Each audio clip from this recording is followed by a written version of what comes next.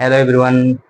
Blooming coaching centre में आपका स्वागत है। आज हम लोग बीटीसी यानी डीएलएड फर्स्ट सेमेस्टर के जो हम लोगों का प्रैक्टिस चल रहा था, उसी प्रैक्टिस को कंटिन्यू करते हुए आज हम लोग फिर क्वेश्चन लगाएंगे और उसके बाद उनका क्या करेंगे, हम निरीक्षण भी करेंगे कहाँ कहाँ कैसे कैसे क्वेश्चन बनते हैं और कहाँ कहाँ से क्वेश्चन आते हैं। टॉपिक वाइज टॉपिक हम आपको एक एक करके चल रहे हैं, ठीक है ना।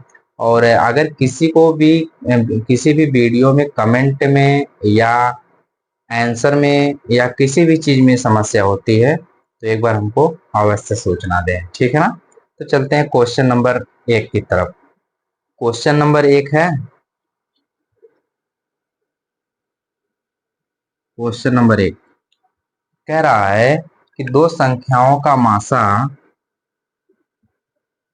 दो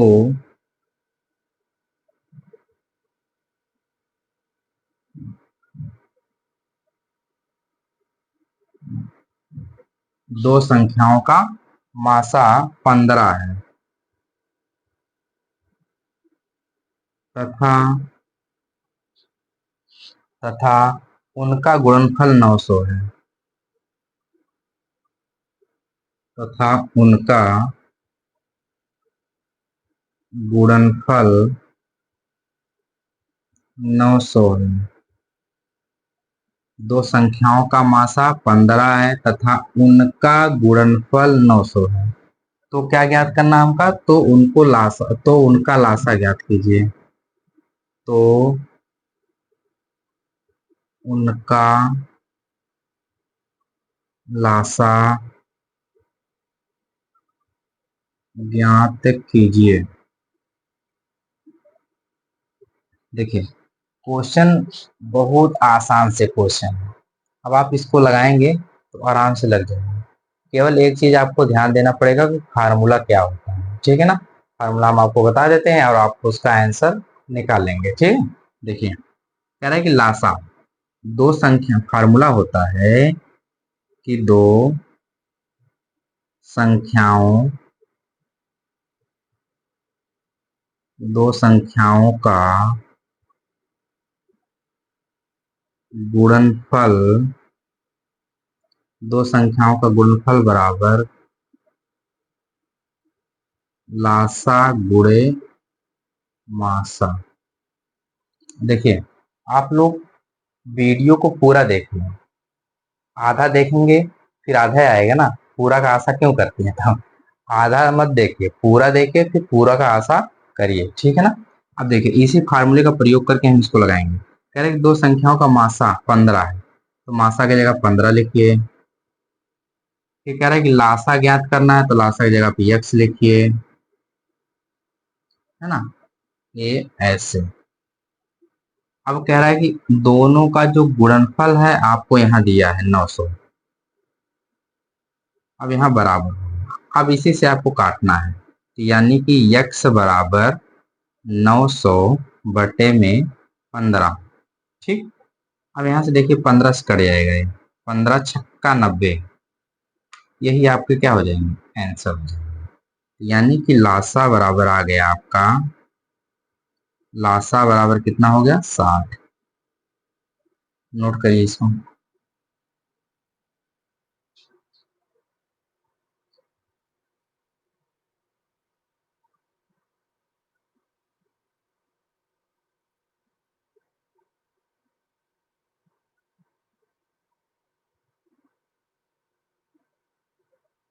हो गया, ठीक। क्वेश्चन नंबर अगले चलते हैं। इसमें हम क्या निकालें, हम निकाल लिए लासा था, ठीक है ना। क्वेश्चन नंबर दूसरा,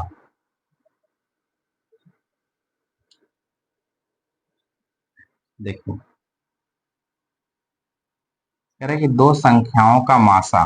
फिर से उसी क्वेश्चन को हम एक लासा पे बताएं और एक मासा पे बता देते हैं, ठीक है ना। क्वेश्चन में कह रहा है कि दो संख्याओं का मासा, ऐसे लिख लीजिए, एक संख्या का मासा, एक संख्या का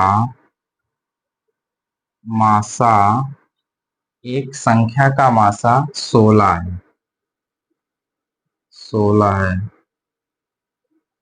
तथा उनका गुणनफल,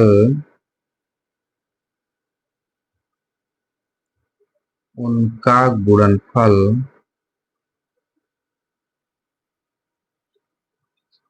उनका गुणनफल 6400 है, 6400 है। तो लासा ज्ञात कीजिए।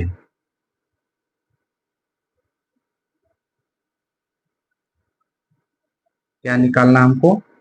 लासा निकालना है, तो फार्मूला वही लगेगा, दो संख्याओं का, दो संख्याओं का गुणनफल, दो संख्याओं का गुणनफल बराबर लासा गुणे मासा। देखिए गुणनफल की जगह पे हम लिखेंगे 6400 बराबर, लासा दिया है आपको? नहीं दिया है। लासा की जगह लिखेंगे यक्स और मासा की जगह आप लिखेंगे 16। ये बार चेक करिए, इसमें भी लासा, इसमें भी लासा ज्ञात करना है। ठीक है, कोई बात नहीं। देखिए 16 चौके 64, 400 बराबर यक्स, यानी कि यक्स बराबर कितना हो गया आपका? 400। यही आंसर हो जाएगा, नोट करिए।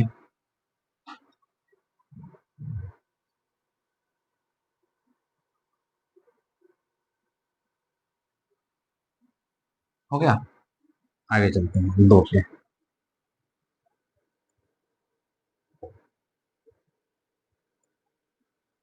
देखिए क्वेश्चन नंबर 2 कह रहा है कि संख्याओं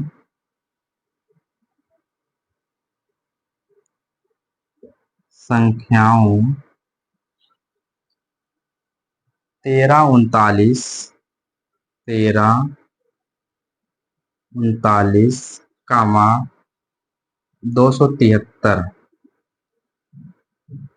का मासा ज्ञात कीजिए। देखिए अब कंडीशन यहाँ पे ये डिपेंड करती है कि हम मासा निकालेंगे तो किस विधि से निकालेंगे। तो मासा निकालने के लिए हमारे पास दो विधि है, या तो हम गुणनखंड विधि से निकाल लें या तो भाग विधि से निकाल लें। तो जो आपको सुटेबल पड़े वो आप उसी प्रकार से उसको निकाल सकते हैं, ठीक है ना। तो हम निकाल देते हैं सबसे पहले भाग विधि से। देखिए संख्या लिख लीजिए, तो हो गया सबसे पहले 13 39 और 273। सबसे पहले आप इसमें देखिए सबसे बड़ी संख्या कौन सी है, ए, और सबसे छोटी संख्या कौन सी है, ए। तो सबसे छोटी संख्या से और सबसे बड़ी संख्या में भाग दे दीजिए। तो 13 कितनी बार जाएगा? 13 दूनी 26, एक 3, 13 से फिर 13 में भाग दे दीजिए, तो एक बार चला जाएगा। जिससे पूरी पूरी भाग कटती है वही आपका क्या होता है? मासा होता है। अब इससे भी हम दूसरे वाले में भाग देंगे, यानी कि 39 में हम 13 से भाग देंगे, 13 तिया 39, यह पूरा कट गया। और तब हम लिखेंगे मासा बराबर 13। यही आपका आंसर हो जाएगा। मासा निकालने के लिए ये तरीका है आपका। आई थिंक ये सुटेबल लगेगा। अगर और आप गुणनखंड विधि लगाएंगे तो गुणनखंड विधि भी सुटेबल है, ठीक है ना, जो आपको अच्छा लगे। नोट करिए इसको। ये क्वेश्चन नंबर 3 था ना, 3।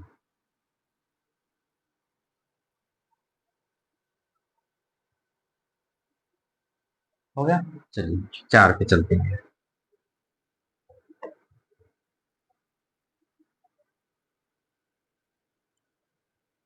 देखिए क्वेश्चन नंबर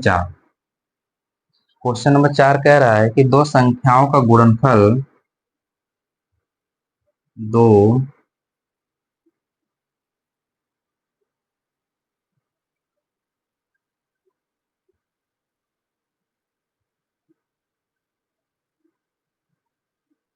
दो संख्याओं का गुणनफल 1560 है। कितना है? दो संख्याओं का गुणनफल कितना है? 1560 है। यदि एक संख्या 30 है, यदि एक संख्या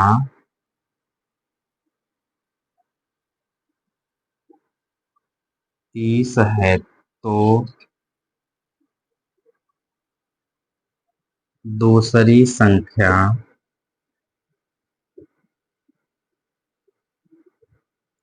ज्ञात कीजिए। देखिए, घबराइएगा मत। आपको केवल इत्मीनान से जितने भी हम क्वेश्चन बता रहे हैं सब क्वेश्चन नोट करते चलना है। फिर आपको एक बार उसको रिवीजन करके देख लेना है। ना आ जाए फिर हमको बताइएगा कि नहीं आ रहा था। ठीक है? देखिए, हम इसका क्या करेंगे। सबसे पहले कह रहे हैं कि दो संख्याओं का गुणनफल लासा मासा की, जब बतिये नहीं आई तो फार्मूला लिख लीजिए। दो दो संख्याओं का गुणनफल बराबर पहली संख्या गुणे दूसरी संख्या। अब देखिए, इसमें दिया है दो संख्याओं का गुणनफल, आपको दिया है 1560। इसके जगह पे आप रख लीजिए 1560 गुणे, समझ में आ रहा ना कैसे हो रहा है? 1560 हो गया। फिर यहाँ गुणन ही बराबर, कह रहा है कि यदि एक संख्या 30 है, पहली संख्या हम 30 मान लेते हैं, दूसरी संख्या हम x मान लेते हैं।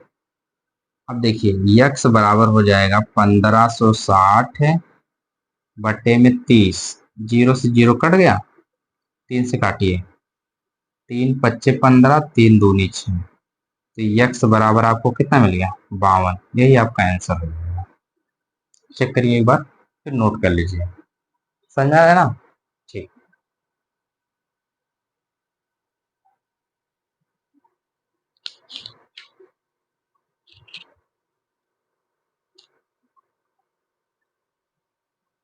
बता दें? चलिए आगे चलते 5 में।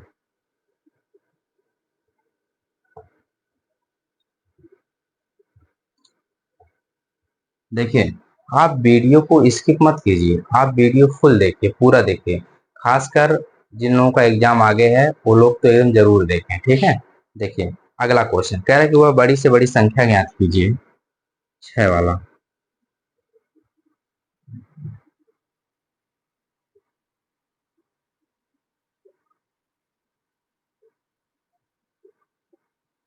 वह बड़ी से बड़ी संख्या ज्ञात कीजिए, वह बड़ी से बड़ी संख्या ज्ञात कीजिए जिससे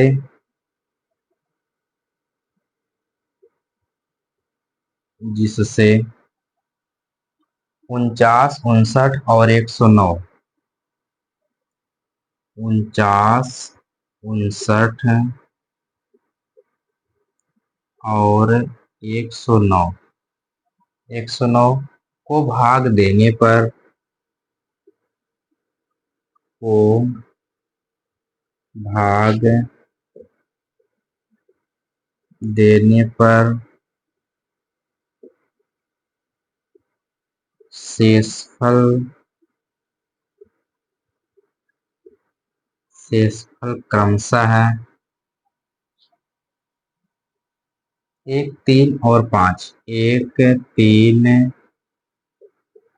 और 5 बच्चे। देखिए, क्वेश्चन एकदम आसान सा है। अब इसकी संभावना बनती है कि यह पेपर में क्वेश्चन ऐसे ही वो दे देगा। अब ये नहीं है कि हूबहू यही क्वेश्चन देगा, लेकिन फिक्स है एक क्वेश्चन अगर बनाएगा एलसीएम से या एलसीएम से बना दे, लासा से बना दे या मासा से बना दे, अगर बनाया तो इस प्रकार से सेम टू सेम क्वेश्चन ऐसे रहेगा, चाहे कमरे का हो चाहे और टाइल्स का हो और चाहे इस प्रकार का शेषफल का हो। ठीक है ना, तो इसमें जो टाइप बनते हैं बहुत अच्छे ही बनते हैं, इसमें से ही क्वेश्चन पूछा जाता है। ठीक है ना, और कुछ बच्चों को ज्यादा से ज्यादा इसमें समस्या भी होती है।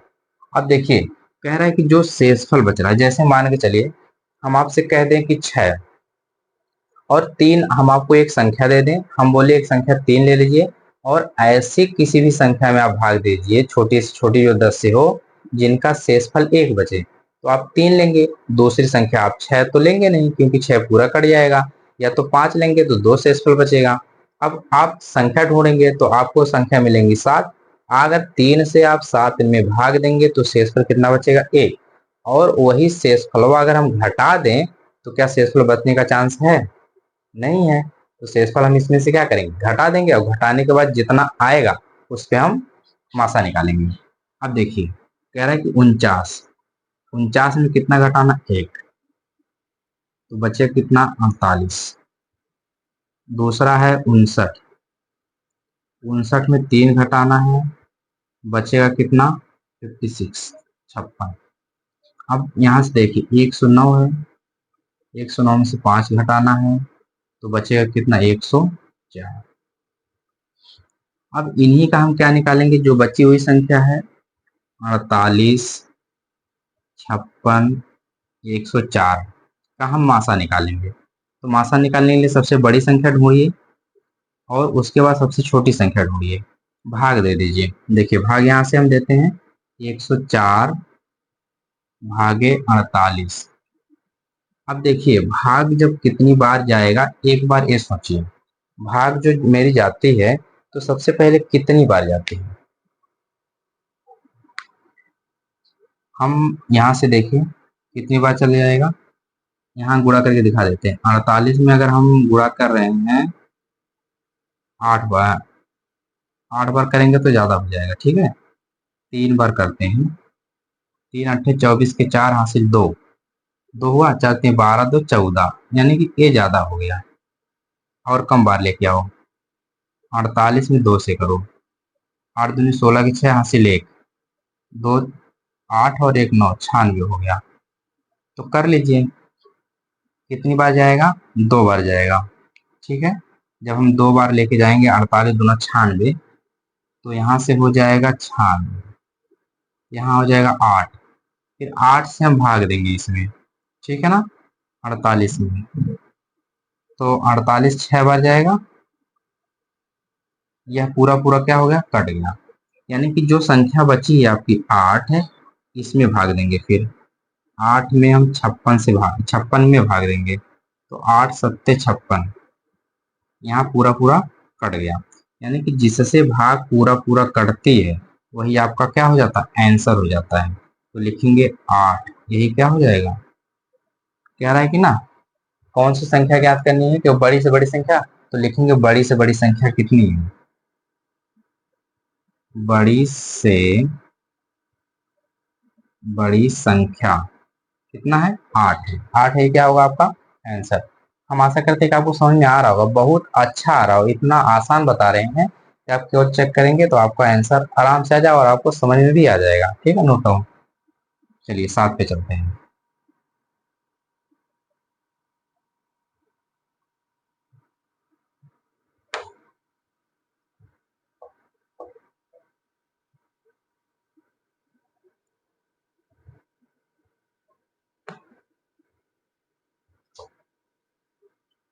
देखिए क्वेश्चन नंबर 7 कह रहा है कि कपड़ा है, यहाँ से दिया है 3 कपड़ों की लंबाई, ऐसे लिखिए 3 कपड़ों की लंबाई क्रमशः है, 3 कपड़ों की लंबाई क्रमशः है 125, 220, 125,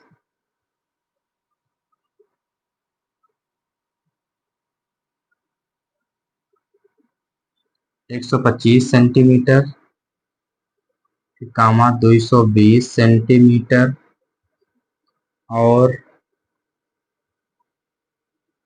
और 275 सेंटीमीटर। 275 सेंटीमीटर। फिर कह रहा है कि बड़ी से बड़ी माप का फीता बताइए। कह रहा है बड़ी से बड़ी माप का फीता बताइए। बड़ी से बड़ी माप का फीता बताइए जो तीनों कपड़ों को, फीता बताइए जो तीनों कपड़ों को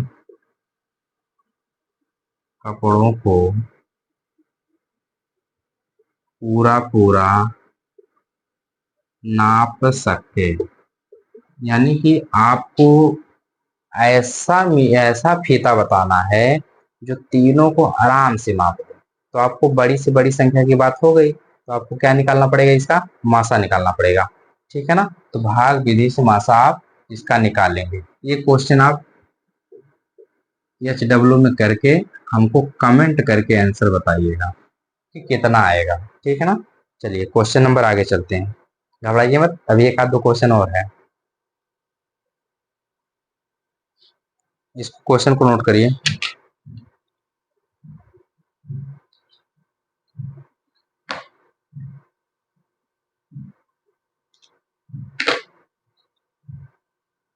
हो गया? चलिए 8 पे चलते हैं।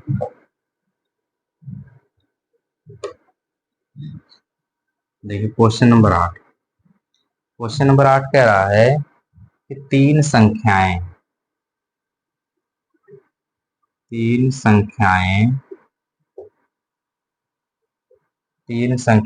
1, 2 और 3, 1:2:3 के अनुपात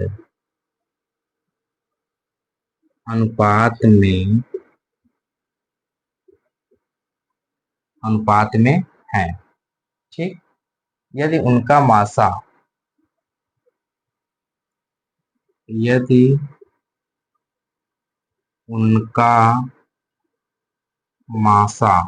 कितना है? 12 है। तो संख्या ज्ञात कीजिए। तो संख्या ज्ञात कीजिए। देखिए बहुत आसान सा क्वेश्चन है, 2019 में पूछा गया क्वेश्चन है। अगर आप लोग ध्यान दिए होंगे, पेपर लिए होंगे या सॉल्व लिए होंगे, तो उसमें 2019 में पूछा गया क्वेश्चन है। तो आप मान लीजिए कि जो है बड़ी से बड़ी संख्या, या मान लीजिए कि जो संख्याएं हैं वह क्या है? यक्स है। सबसे पहले आपको मानना पड़ेगा। ठीक है ना? तो माना संख्या बराबर यक्स। अनुपात हटाने के लिए एक्स का उसमें गुणा होगा। X plus 2x plus 3x बराबर कितना है? 12। देखिए 1 3 3 6, 6x बराबर 12। तो 6 दूनी 12, यक्स बराबर कितना हो गया? 2। यही जो 2 आपको मिला है इसी के अनुपात में रख दीजिए। तो 2 हो जाएगा, 2 में 2 से गुणा होगा 4 हो जाएगा, 4 में 3 से गुणा होगा तो 6 हो जाएगा। यही आपके क्या हो जाएंगे? संख्याएं हो जाएंगी। ठीक है, नोट करिए। हो गया?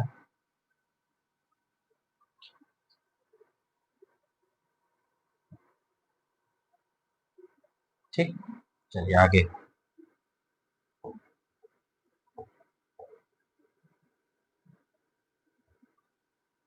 9 पे चलते हैं।